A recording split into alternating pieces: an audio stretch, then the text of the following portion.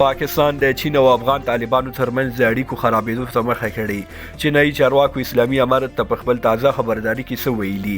پاکستان ولې غواړي چین د افغان طالبانو پر وړاندې ودروي؟ جزئیات همدلته وګورئ او افغان میډیا چینل سبسکرایب کړئ. پاکستانی رسنیو د دې هیواد د پوځ له قوله یو شمېر خبرونه خپاره کړي چې ګوند افغانستان د چین او د دې هیواد د خلکو لپاره امن ځای نه دی او چین باید له اسلامي امارت سره خپلې اړیکې ودروي. پاکستانی رسنیو خبر ورکړی چې د افغانستان په شمال تخار ولایت کې د چینایي وګړي مرموزه وژنه طالبانو کړې او له چین یې غوښتي چې د لي په نوم د چینایي وګړو انتقام له اسلامي امارت واخلي.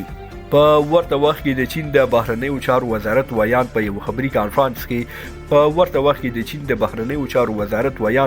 خبري کانفرنس کې په تخار کې د لي په نوم د یو چینایي وګړي وژل کېدل غندلي او له طالبانو یې غوښتي چې عاملین یې ونیسي او ورته سزا ورکړي. هغه ویلي طالبان باید د دغې پیښې په اړه څېړنې وکړي او عاملینو ته باید سزا ورکړي. په ورته مهال چین په افغانستان کې د داعش او یغور وسلوالې ډلې پر وړاندې د طالبانو لخوا د جدي او اغېزناکو اقداماتو غوښتنه هم کړې ده.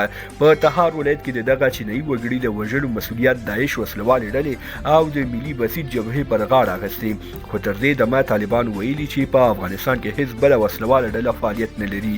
په ورته مهال د چین د بهرنیو چارو وزارت په دې غبرګون کې تایید کړه چې ایغور وسلوال هم په افغانستان کې فعالیت لري او چین ترې ځان ته لوی خطر احساسوي او ښایي طالبانو سره همکاري هم د همدې لپاره وي. د جمهوري نظام د دفاع وزارت پخواني وزیر او پوځي کارپو جنرال شیر محمد کریمي ویلي چې د چین دا خبرداری به د اسلامي امارت لپاره ډېر ګران تمام شي. جنرال شیر محمد کریمي ویلي چې په افغانستان کې د بهرنیو وګړو وژنې به اسلامي امارت سره د نړیوالو په اړیکو او ملي باور خورا بد اغېز ولري. هغه ویلي د دغو پیښو په اړه باید ژر او دقیقه څېړنه وشي. شیر محمد کریمي اسلامي امارت ته خبرداری ورکړې چې ځینې نورې بهرنۍ کړۍ شته چې په افغان خاوره کې د افغانستان د بدنامولو لپاره کار کوي. تاسې په دې اړه خپل نظرونه کمنټ کې پرېږدئ. له ملتیا مو نړۍ مننه. ویډیو لایک او شیر کړئ، چینل هم سبسکرایب کړئ. تر بیا ښې چارې.